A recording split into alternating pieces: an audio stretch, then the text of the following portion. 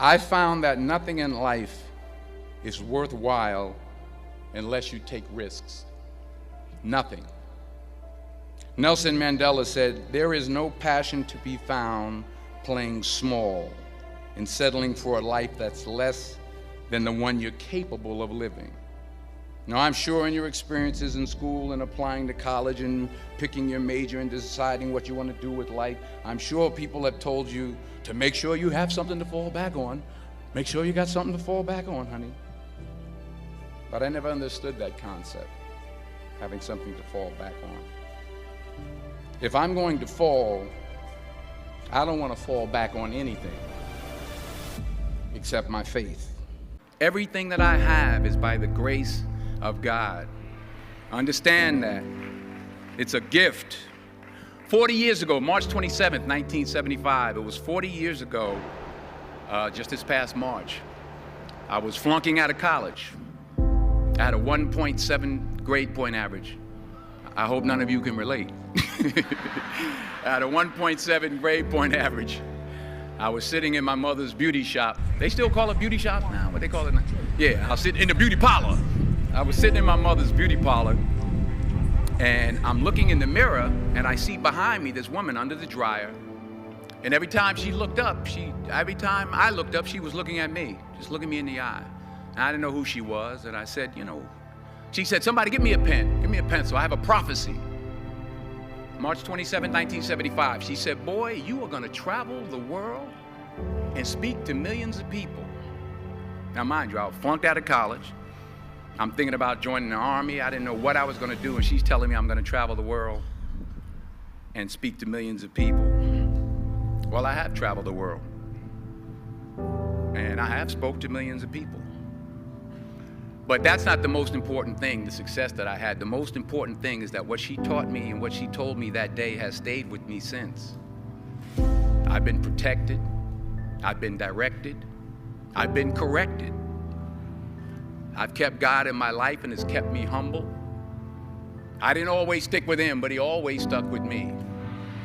So stick with him in everything you do. If you think you want to do what you think I've done, then do what I've done and stick with God. Small minds discuss other people, gossip. Good minds discuss events. Great minds discuss ideas. Fail big. That's right. Fail big. Today is the beginning of the rest of your life, and it can be very frightening. It's a new world out there. It's a mean world out there, and you only live once. So do what you feel passionate about. Take chances professionally. Don't be afraid to fail. There's an old IQ test, was 9 dots, and you had to draw 5 lines with a pencil within these 9 dots without lifting the pencil. The only way to do it was to go outside the box. So don't be afraid to go outside the box. Don't be afraid to think outside the box. Don't be afraid to fail big, to dream big. But remember, dreams without goals are just dreams, and they ultimately fuel disappointment. So have dreams, but have goals. Life goals, yearly goals, monthly goals, daily goals. I try to give myself a goal every day. Sometimes it's just to not curse somebody out. Simple goals, but have goals. And understand that to achieve these goals, you must apply discipline and consistency. In order to achieve your goals, you must apply discipline, which you have already done, and consistency every day, not just on Tuesday and miss a few days. You have to work at it every day. You have to plan every day. You've heard the saying, we don't plan to fail, we fail to plan. Hard work works. Working really hard is what successful people do. And in this text, tweet, twerk world that you've grown up in, remember, just because you're doing a lot more doesn't mean you're getting a lot more done. Remember that. Just because you're doing a lot more doesn't mean you're getting a lot more done. Don't confuse movement with progress. My mother told me, she said, yeah, because you can run in place all the time and never get anywhere. So continue to strive, continue to have goals, continue to progress. Every failed experiment is one step closer to success. You've got to take risks, and I'm sure you've probably heard that before, but I want to talk to you about why that's so important. I got 3 reasons, and first, you will fail at some point in your life. Accept it. You will lose. You will embarrass yourself. You will suck at something. There's no doubt about it. And I know that's probably not a traditional message for a graduation ceremony, but hey, I'm telling you, embrace it, because it's inevitable. And I should know.